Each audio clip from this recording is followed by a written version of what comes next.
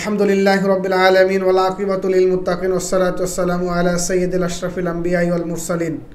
প্রিয় দর্শক, যেখান থেকে খবর সংযোগ দেখছেন, আপনাদের সকলকে পবিত্র রমজানের শুভেচ্ছা ও রমজানুল মোবারক। আমরা আজকে রোজার শেষ প্রান্তে চলে এসেছি। আজকের পর আর আমাদের মাঝে রোজা থাকবে না। এই একটি মাস রোজা রেখেছি, জানি না আল্লাহ তাআলা আমাদের এই রোজা কবুল করেছেন কিনা। তাই আল্লাহ তাআলার কাছে কায় মনোবাক্যে আমাদের তওবা ইস্তেগফার করতে হবে, যাতে এই শেষ দিন আল্লাহ তাআলা আমাদের জীবনের সমস্ত গুনাহ খাতা মাফ করে দেন এবং আমাদের এই রোজাকে কবুল আর মঞ্জুর করে নেন। প্রিয় দর্শক, রাসূল সাল্লাল্লাহু আলাইহি ওয়াসাল্লামের মক্কার জীবন, নবুয়তি জীবন 13 বছর মক্কায় অবস্থানকালে রোজা আমাদের মাঝে আসেনি, ঈদ আমাদের মাঝে আসেনি। রাসূল সাল্লাল্লাহু আলাইহি ওয়াসাল্লাম হিজরত করে যখন মদিনায় গেলেন, দ্বিতীয় হিজরিতে অর্থাৎ 622 খ্রিস্টাব্দে রাসূল সাল্লাল্লাহু আলাইহি ওয়াসাল্লাম হিজরত করে মদিনায় গেলেন।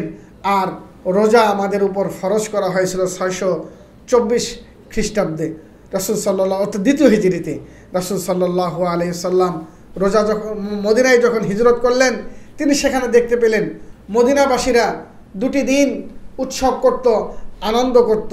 একটি হলো নওরোজ, আরেকটি হলো মেহেরজান। তো রাসূল সাল্লাল্লাহু আলাইহি ওয়াসাল্লাম তাদেরকে জিজ্ঞাসা করলেন, এই নওরোজ কিসের জন্য?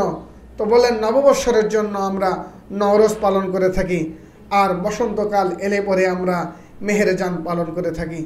তো রাসূল সাল্লাল্লাহু আলাইহি ওয়াসাল্লাম যখন মদিনাবাসীদের মাঝে ইসলামের দাওয়াত প্রচার করতে থাকলেন এবং দিন দিন মুসলমানদের সংখ্যা বৃদ্ধি হতে থাকলো, মদিনার সাহাবীরা যখন ইসলাম ধর্ম গ্রহণ করলো, তো তাদের মনে উৎসাহের যে মুশরিকি অবস্থায় যে মেহেরজান নওরোজ উৎসব পালন করতেন, এই উৎসবের আমেজ তাদের মধ্যে কাজ করতো, মনোব্যথা হতো। রাসূল সাল্লাল্লাহু আলাইহি ওয়াসাল্লামের কাছে প্রকাশ করলেন যে, ইয়া রাসূলুল্লাহ, আমরা কি এমন কোনো দিন পালন করতে পারি না? তো রাসূল সাল্লাল্লাহু আলাইহি ওয়াসাল্লাম মহান আল্লাহ তাআলার হুকুমের অপেক্ষায় থাকলেন।